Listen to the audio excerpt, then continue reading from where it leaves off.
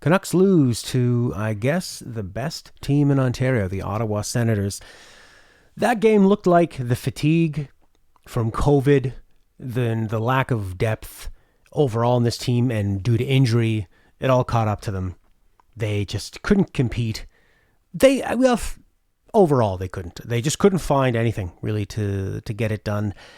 It seemed like everywhere you looked, there was a VC, a Boyd, a Virtanen had the puck, and the Sea of Granlund is back with VC, with Boyd, with Howardchuk, who I like, with Michaelis, who I think is fine. These guys are all fine as sort of bargain contracts on the fourth line, but when almost all of your lines has one of these guys on it, there's just not much they can do to break the game wide open.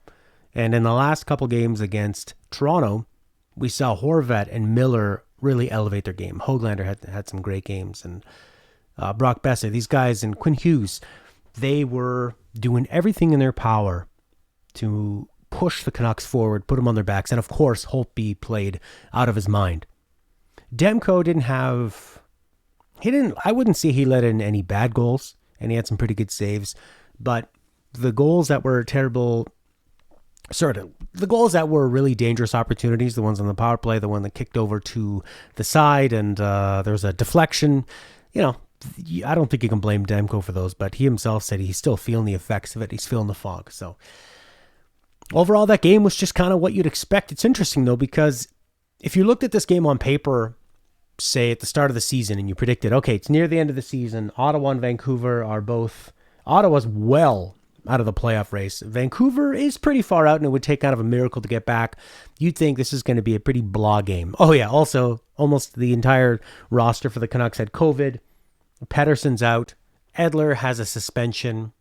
What else? Demko he just had COVID. Holtby was struggling most of the year. Is there anything else you can add to this list? Hughes is having a down year. You would think, okay, well, I'm not going to expect much. But coming into this, we kind of did, because they went so above and beyond when they were facing Toronto in the last two games. And they were helped out by an unbelievable performance by Holtby and a really bad performance by both Toronto goaltenders that they put in against them. I mean, Tanner Pearson's shot on the ice against, Rittich. And Höglander, he had a nice slapper, but you don't want to be letting those in from a bad angle. So that kind of stuff and then all the posts that Toronto hit, and Holtby just was unbelievable. How many times can I say that? That you were thinking maybe they'd be able to keep some momentum going, but you're not going to have that kind of luck this whole way through. And against Ottawa, their luck just kind of ran out, and they were left with what they had. A few good things happened in this game. I thought it was nice that Hamonic stuck up for, who was it? I believe it was Highmore. Yeah, Tkachuk with a really dirty late hit on Highmore. Highmore's not looking, center of the ice. Tkachuk knew he had a hit lined up, and he just went 2-3 seconds after Highmore let it go and just nailed him in the back. It's brutal. And before the refs could call anything, and I kind of doubt they were going to call anything at that point, Hamonic steps in, grabs him, both gloves come off. They don't really have a fight, and they give Hamonic a game misconduct. Now, the refs called it a game misconduct, and on the sheet it was written as a game misconduct, and then later on they updated it and said, it was just a 10-minute misconduct. And they also gave an interference penalty to Tkachuk. So it's just this NHL officiating, evening things up here and there, trying to manage the game. Oh my God, after that fight, I think the refs thought, let's calm this game down. They started calling everything, every little ticky-tack thing. There's this one penalty where Hughes was in a race for a puck. He got in front of the Ottawa player. The Ottawa player put his hands on Hughes. The refs called it immediately, and both players thought there was a penalty called on them. Hughes knew he was kind of pushing it with interference, although he was in front of the guy, and the Ottawa player thought he was getting called for putting his hand on him and looked surprised that it was Hughes' penalty. So it was just a kind of a letdown in that manner, where the refs felt like they needed to get so involved, but there really wasn't much else going on. Let's just kind of go through the roster. I thought Miller had some decent effort, but there's only so much he could do. Brock had some moments. I find Brock, when they're on the power play and they're on the offensive zone and he's on the left wing near the blue line, man, does he struggle down there? He's constantly tripping over, and I think trying to get his maybe sticks on the wrong side or something, but picking up the pass there seems to be a real bother. And it just felt like every time the Canucks had a power play, because they had a decent amount of them because the refs were trying to manage the game, it seemed like their top line was always worn out by the time it was their power play. So you were sending out VC and Boyd, and they just really couldn't get anything going on the power play. And that's not really their role. Of course it's not. Those guys make less than $1 million. They were on waivers. They're supposed to be replacement players, and that's what they are. So, there was something nice that happened with Highmore. Gaudette, of course, not controversially, but very publicly traded seemingly out of nowhere for Highmore, a player that definitely has far less pedigree in the NHL than Gaudette, and his ceiling is that of an energy bottom six guy who is probably going to be in your fourth line and had scored a couple goals for Chicago in the playoffs last year, but it's a bit of an aberration last year. Anyways, there was a play where he brought the puck in deep. He fought along the boards, and he established possession, got it out to his line mates, who were not great. It was like Sutter and probably Howardchuk or something. And that actually ended up being one of the Canucks' probably their longest offensive zone shift of the entire game, was all started because of Highmore. Because he went in there and he was able to keep it alive. And that's something that I think Gaudette really struggled with. The guy has speed, the guy can shoot, he can pass, but getting past defensemen and trying to establish anything in the offensive zone, he seemed to really struggle with. And a lot of times I thought, well, he's constantly playing with Brandon Sutter and Roussel, so what's he really going to do? Maybe he needs some people to play with that are better.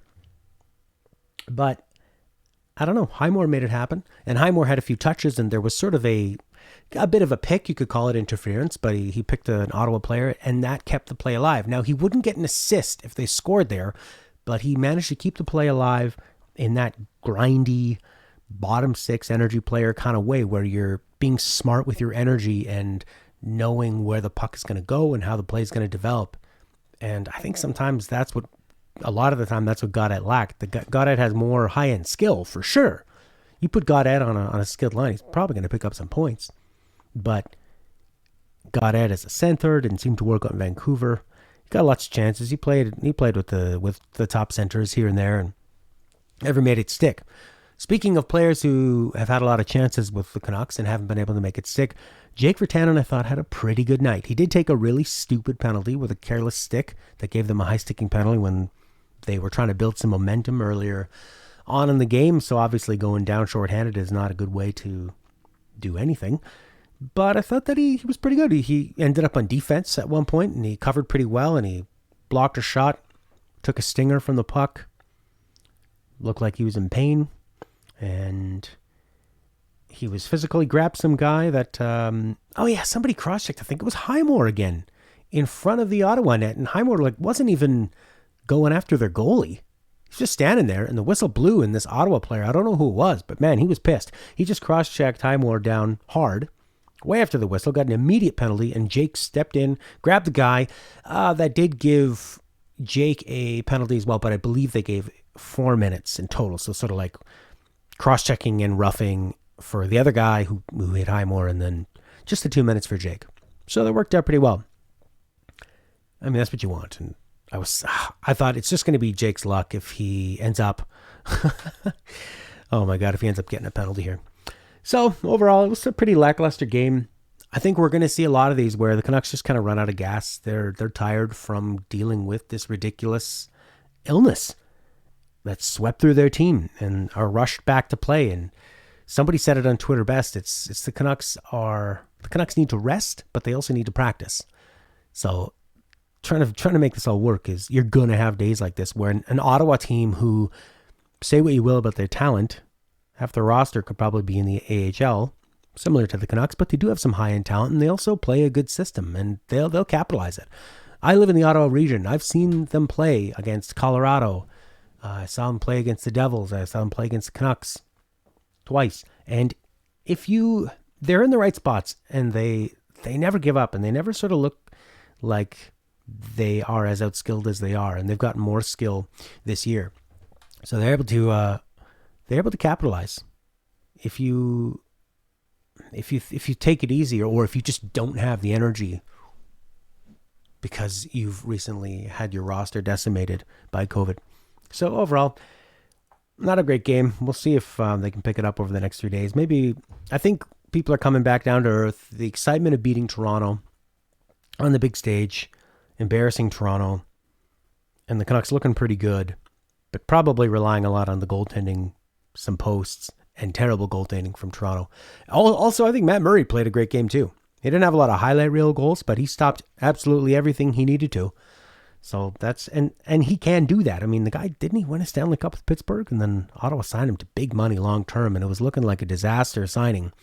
But he looked pretty good there, and he's going to have that, just like Holtby. You know, Holtby as well. He's won a Stanley Cup. He's won a Vezina. Every once in a while, he's going to have these humongous games. So it's a lot of it comes down to goaltending in the NHL. It's just such a close battle. It's hard to have a huge impact on the game as much as a goalie will. So I guess for the next 3 games, if the Canucks can come out strong and win one, I think that people will get excited again and the players will be excited. But if they end up losing the second one, maybe we'll see the team eventually shift after this road trip. They'll shift into, let's start bringing different guys up. Give Cole a chance. Rathbone. It was nice to see. It's nice, like right now, it's nice to see Chatfield and Uelevi get a lot of shifts. And we want to see what the players are going to be like that are here over the next couple of years, because the Canucks need to fill that defense up. They need to find some reliable guys, and they need to fill up their bottom 6 and start rotating through people and give some guys some chances and like get Zach McEwen in there.